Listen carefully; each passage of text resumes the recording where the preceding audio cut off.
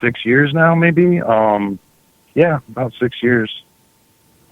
And do you have a team? You go out with a team, or how does that? How do you? Mainly, I have one other member, or actually two other members. She's a psychic medium, Jamie Ray, and she also has her own YouTube channel. Does more of like the tarot card readings. I also have a member, Dave. He's kind of like my go-to guy. He's real good with my camera and stuff. He actually Now, recently. Go ahead. I was going to say, how do you implement your empathetic abilities into your investigation of the spirits? Have you done that yet? And if you have, how do you do it? Yeah, I mean, I've learned to almost go into locations almost at a meditative state, and when I'm doing readings, so to speak, maybe using an SB7 spirit box, I tend to, feel like I'm channeling these spirits, trying to get them to come through more.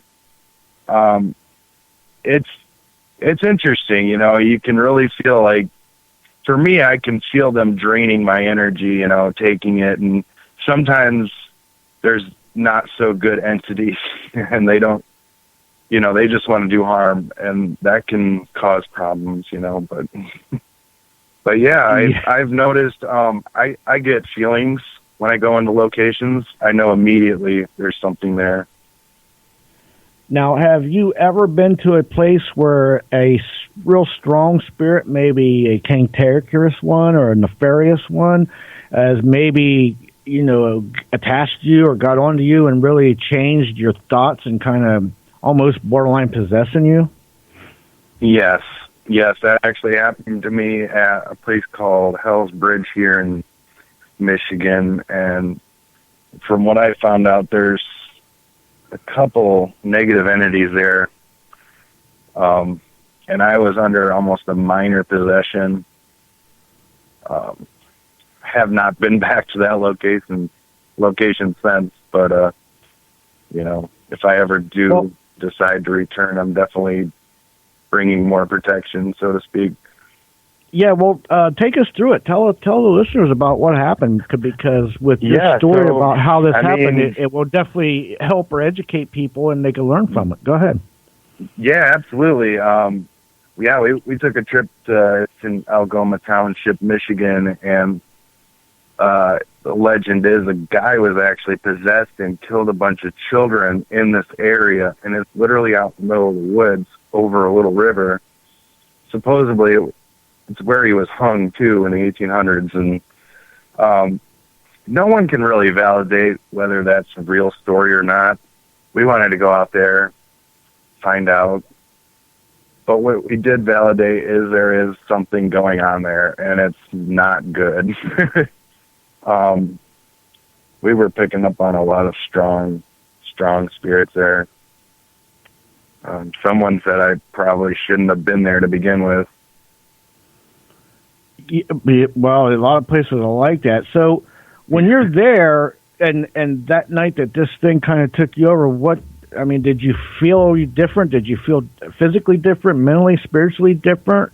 Did you get angry? What happened? I felt more of like a fog, it's like a fog, and then it really didn't hit me until a few days afterwards, and I just kind of went into complete reclusive, depression, and a lot of it's emotional.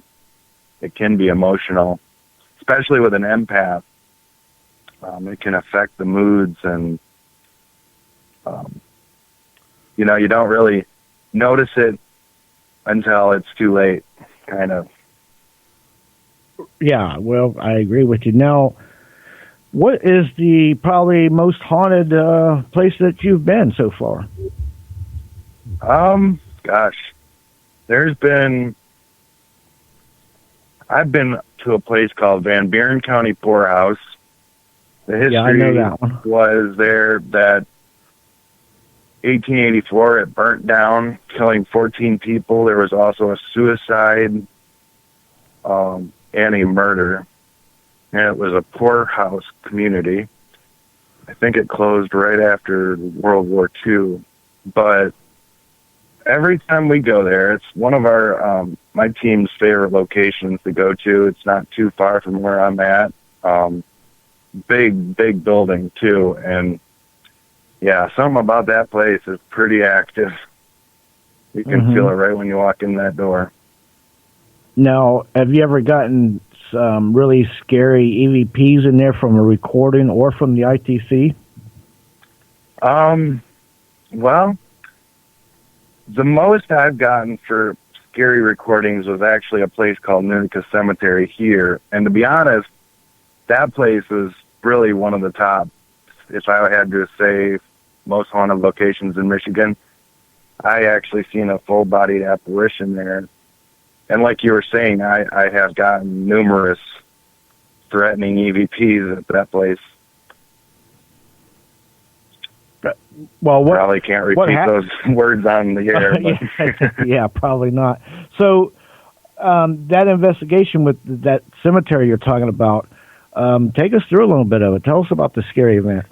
Yeah, well, like I said, when I first started this, I kind of started going to the cemetery, to train myself, to do more with the paranormal, not knowing that the place that I was investigating, come to find out there was a mental institute behind it that was tore down.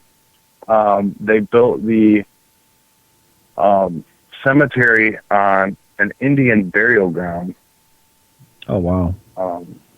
Yeah. So right then and there, I mean, there was also numerous reports of a woman in a white dress, and I actually seen her. There are also a lot of negative entities there too. Let me think here. Also, a person hung himself there with a chain in one of the trees. It has some dark history for just the cemetery. Well, let me ask you this: when you seen your first apparition, what happened? What did you feel like? Was you scared? Did your hair stand up, or was you thinking, "Am I seeing this?" Honestly, I felt comforted. Like the apparition, luckily that I seen, was a woman in a white dress, and it almost really it felt like someone was really standing in front of me. Like I could feel their presence. And I actually thought to myself, because I was packing up my camera gear, and I thought to myself, what is this person doing here? I had seen another group come in, and they were way at the front of the park or the cemetery, and I was thinking, why are these people over here? Then I looked up, realized it was a woman in a white dress, but before my brain could, comprehend what was going on, she was gone. And I was just more awestruck than anything. It just happened so quick, I wasn't scared. I was just amazed.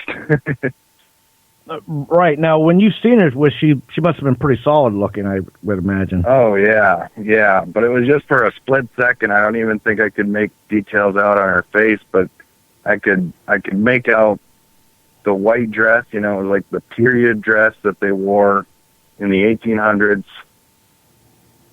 Maybe it could have been a nightgown. It just happened so fast, but it was just like a peripheral thing. And then when I felt the presence, and actually that presence that I felt real comforting. I was actually saying a closing prayer at the time. So I feel like she was standing there listening to me. Mm-hmm. Have you ever been to a place where you or maybe other team members ran out, just got scared or something like that? Well, no, I wouldn't say run out. I mean, there's been places where, we got to step outside, catch our breath a little. Yeah. But we haven't had any like, oh, goodness, we're going to run out to the car or something. But there's, like I was saying, the Van Buren County poorhouse, there was, halfway through that, our latest investigation there, we had to step outside. We just felt it so strong on us, like the energy or all the spirits that are there. It can be overwhelming, especially for empaths or. Let me ask you this: besides voices from EVPs, what other evidence have you gathered with other methods or devices or whatever? Well, my partner Dave captured an amazing shadow figure, and that video is up on our YouTube channel. Whether you believe in orbs or not, I'm still neutral on it. I've caught some, questionable orbs. I've also, I have caught numerous EVPs, not only using the spirit box, but just on my camera. Mm-hmm. I've only got one disembodied voice, but go ahead. I was going to say, as far as the orbs go, I've been investigating for 30-plus years. I've been all around, did much about everything. My best advice on the orbs, even to this day, I'm not a big fan on orbs because I can show you moisture in the air, lens flares, dust, bugs, birds, bats. These things can look just like an orb. The best way to determine orb, if you could see it with your bare eye and they're kind of undulating, or if you can see it with your eye, that's an orb. And because stuff on camera, it can trick you, it can fool you. I mean, big time. Yeah, I agree with that. And I've gone, I've put a lot more orbs in my earlier videos, trying to, I've learned a lot since then. And, it's a learning process. It really is. But, mm-hmm. There's a lot of, but the shadow figure my partner caught, that was pretty interesting. He actually seen that with his bare eyes. And where was that at? That was at a private investigation here. Come to find out, it was an old logging town. I live in an old logging town, and that was an old logger's home. I guess from the 1920s. And it was also built on Indian land. We run into a lot of that up here. Unbelievable. Yeah. Now, the place you were investigating with the shadow figure, was it just a place you guys picked randomly, or was you asked to investigate, or how did you go about that? They contacted us. That was a sensitive investigation for us to do. It was dealing with a few family members as well that were still in the home. But yeah, that was the shadow figure. They allowed us to post some of that, and it's probably some of our most credible evidence so far. Mm-hmm. Now, do you guys advertise to try to help people, or are you in it just to investigate, or what's your guys' premise? I really love to help people. Of course, everyone loves the investigation, but I really love to help people. My partner Jamie, she's more of a clairvoyant and psychic mm-hmm. medium, and she does more of the light work, which is light worker is, someone that can help move the spirits along, find the light.